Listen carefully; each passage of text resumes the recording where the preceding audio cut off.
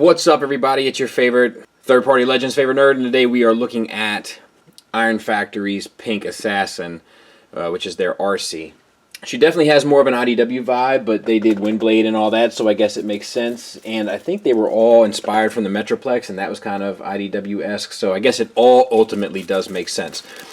Accessory-wise, she comes with these two swords. We'll take them out, but she, as you can see, she holds them just fine. And rumor has it, like an Adele record, that you can plug these into these here, but I will tell you, it is not, it might be possible. I'm not going to tell you that it's not possible, but I'm going to tell you it is not a good fit. So I am not going to press the issue. This is on loan to me, also from Ace. He dropped off a ton of stuff. Theoretically, this gun would be able to be holstered there as well. Same sort of issue. However, she does hold the gun with no problem. The gun is just a blue translucent piece of plastic. The swords, on the other hand, are blue translucent with a silver paint job on them, and they look quite nice. She also comes with an additional sword for Windblade, if you bought that, and a display stand, which seems awfully nice. I'm not going to put it together because this doesn't belong to me, and it's a display stand. I've seen pictures of it. Seems like it works fine. If the display stand is what makes or breaks the figure for you, I'm sorry, this isn't the review for you. We'll continue. I will tell you, my first impression of this thing is that it is awfully small. Now, I know it's a Legends class figure and everything, but even still, cheese and crackers. But we'll talk about what we do have. So the head is on the tiniest of ball pegs, but it's a decent cut, as you can see. So you get a good up, a good down, and the swivel is intact.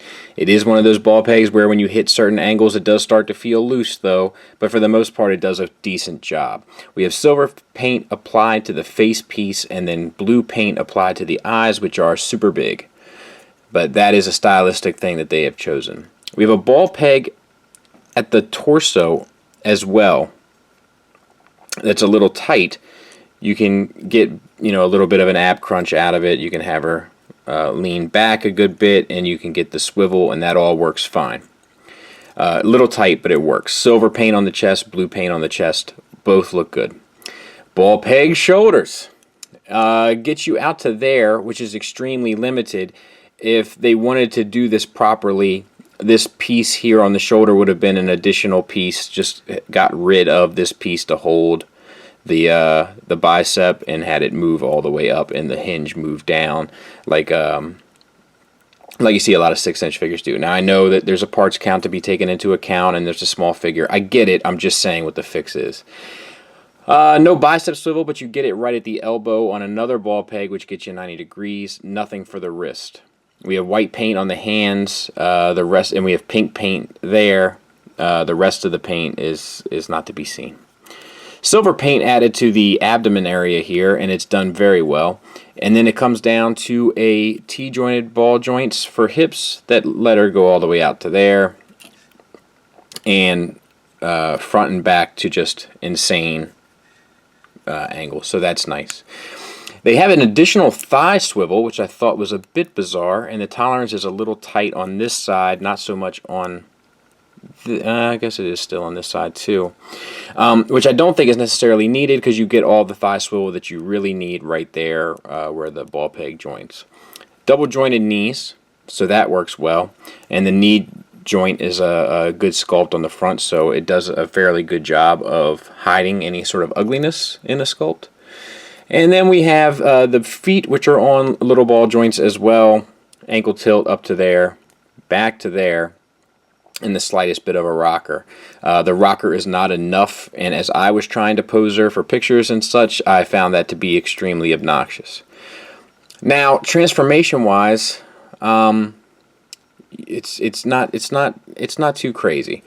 You just turn the arms out, I believe, like this, and then you open this piece and this piece on the back, and this usually sits down. You just extend it, put the arms in close, and they peg in.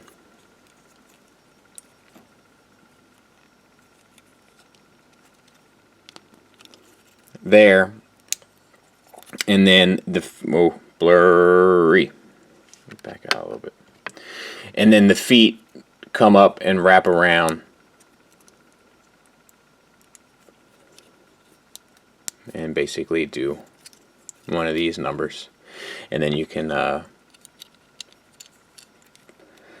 plug this gun into an unsightly port location. And these will peg in to the sides of the gun, securing the feet, which I do think is a smart idea. The tolerance there at the feet is a little tight also. And I think that's basically it. Not a lot of frills, but it does its job, I suppose. You can then attach the swords to both sides, and you have the little car. And I really got to do something about this space where I drop all these accessories.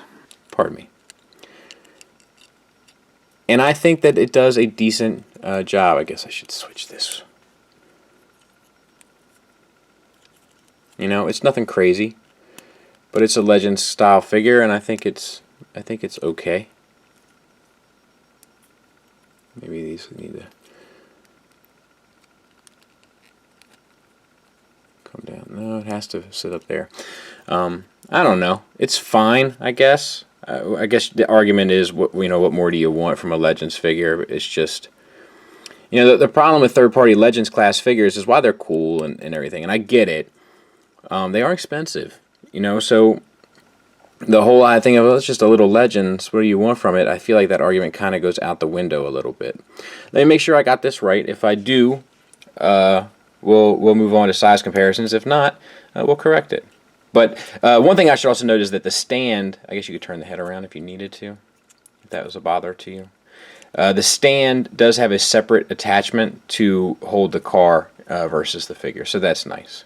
There she is, size comparison wise, next to the DX9 Arcee, which we'll be looking at soon, the Deluxe Arcee, and another Legends class from Iron Factory. So she's little.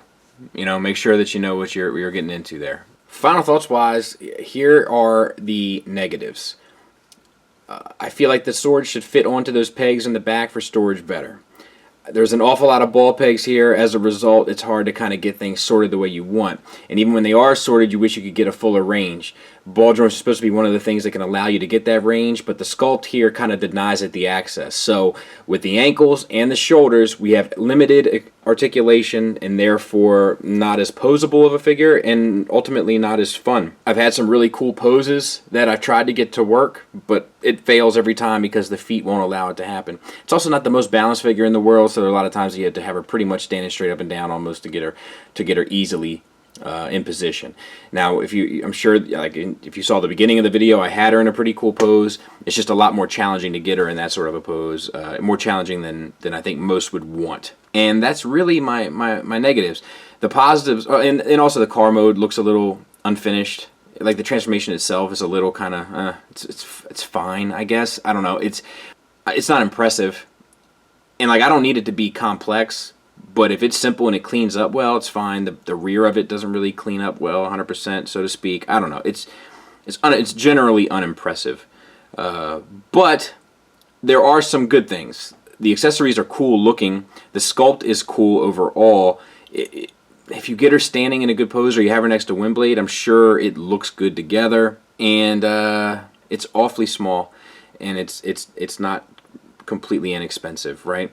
So I can't really recommend it, but I can say if you can get past the things that I said are wrong with it, that you'll be all right. It's good materials. I will say that. The materials are good. It's just not the best designed thing I've ever seen. So thanks for listening. Thanks for watching. Until next time, take care.